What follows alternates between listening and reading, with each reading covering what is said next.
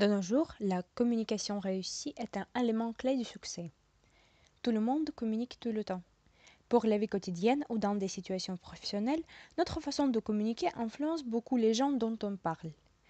Nos paroles, nos comportements peuvent nous aider à obtenir ce que nous voulons. Mais tout d'abord, il faut être bien compris.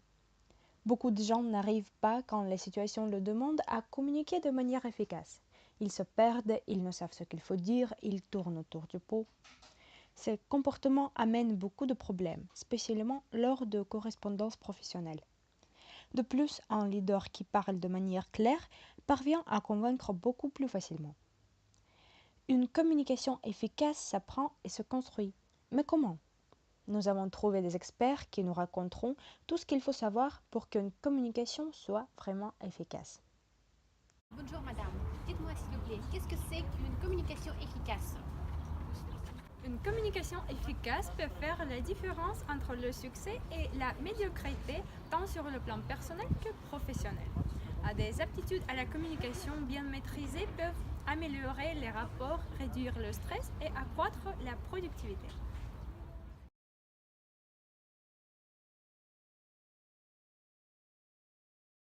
Et à votre avis, pourquoi savoir bien communiquer est si important? Selon le sondage, la capacité de communiquer efficacement est la compétence la plus importante pour réussir. La communication peut aussi améliorer les rapports entre les collègues. Qu'en pensez-vous? Quelle erreur faut-il éviter? Évitez d'utiliser la phrase oui mais parce que cela empêche d'être clair. Au lieu de oui mais, il vaut mieux dire je saisis votre point de vue. Évitez de dire les pensées. Pour ne pas tomber dans la situation ambiguë, il faut poser des questions pour se rendre compte si un interlocuteur vous a bien compris. Évitez de la projection pessimiste. Encourager, c'est toujours mieux que transmettre sa peur aux autres. Et enfin, évitez de plainte et la critique non constructive.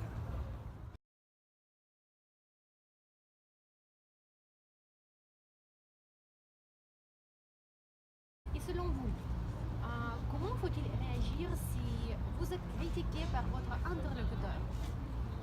Ne dites rien, n'agissez pas sur la critique non constructive. Pourtant, vous devez savoir accepter la critique constructive. Mais voilà, t'as reçu une mauvaise note en maths parce que t'es nul. Non.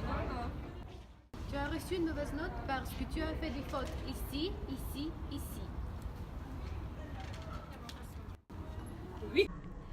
Vous devez vous poser la question qui est vraiment importante pour vous.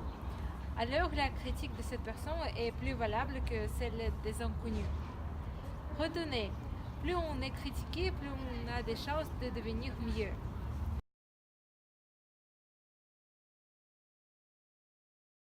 Et selon vous, quelles sont les règles d'or de la communication efficace? Il faut dire ce que vous avez sur le cœur avec clarté. Il faut savoir dire non sans se sentir coupable. Exprimer des opinions divergentes sans sembler hostile. Demander de l'aide en cas de besoin. Et il faut savoir écouter. À cause des embouteillages, je suis toujours en retard. Ça m'est égal. Non. À cause des embouteillages, je suis toujours en retard. J'ai le même problème. Moi aussi.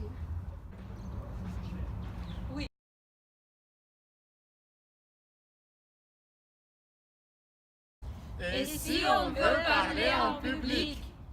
Tout ça permet de s'identifier et de bien passer les idées au public. Éviter le sentiment de peur. La posture, la façon de s'habiller, de se maquiller sont importantes aussi. Communiquer, c'est être en relation avec quelqu'un. Il y a de dépendance ou d'influence réciproque entre les gens. Il faut savoir apprendre à s'identifier, trouver la place parmi les autres. Il faut créer un moment d'échange, regarder la réaction des gens. En plus, il faut aimer connaître bien le sujet pour que la communication soit intéressante. On doit savoir contrôler la réaction provoquée par les paroles.